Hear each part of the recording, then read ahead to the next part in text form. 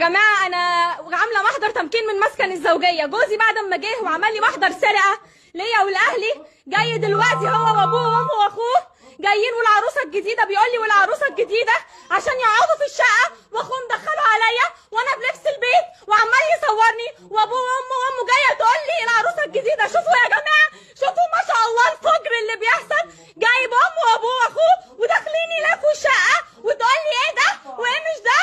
وانا فتحت الجوزي بس لقيته جايب معاه العيله الكريمه كلها وجايب العروسه، وقلت له البس ازاي؟ انت جايب اي وجع حق، جايب اي وجع حق، واخوها اهو جاي وعمال يصور من اول ما جه، والعروسه الجديده تجميله الف مبروك يا عروسه. مش جايه تقولي لي مسك يا شعبيه، حسبي الله ونعم الوكيل. الفيديو ده اثبات عشان لما اطلب لهم النجده يلموهم كلهم ان شاء الله بالعروسه الجديده. الف مبروك.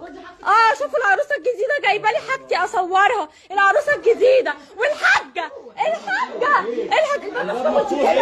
مفتوح وانا كده واخوه اللي نفسي عايزه تتعدى عليا، يا جماعه شاهدين. اهو يا جماعه بعد ما ضربوني وبعد ما بهدلوني، ومراته واهلها كانت بتضربني من شويه، وهي بتضربني من شويه يا جماعه، وهو عمال يضرب فيا، هي مراته اللي عضاني وضرباني يا جماعه.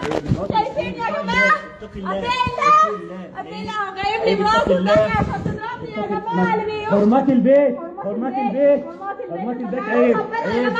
حرمات البيت عيب، ومراته لسه ضرباني بالرجل قدامكم في اللايف، حرمات البيت لسه ضرباني بالرجل قدامكم يا جماعه. شفتوها؟ يا رب يكون اللايف طلعها يا جماعه، يا رب يكون اللايف يا جماعه جابها وهي طالعه لايف، يا رب يكون اللايف جابها وهي بتضربني بالرجل يا جماعه. شايفين يا جماعه؟ شايفين ايه؟ ضرباني والله. لا انا هعرضهم عصابه الشرف والله.